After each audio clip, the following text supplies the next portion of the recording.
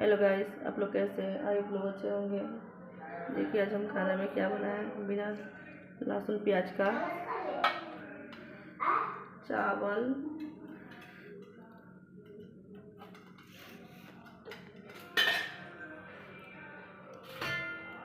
दाल,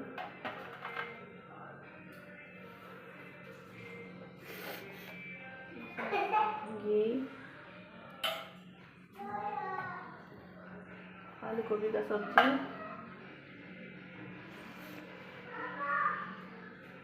साग,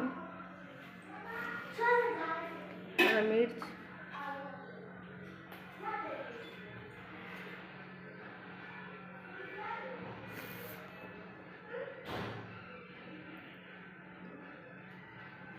रोटी,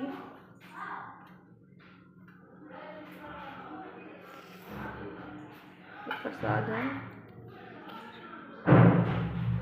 खीरा,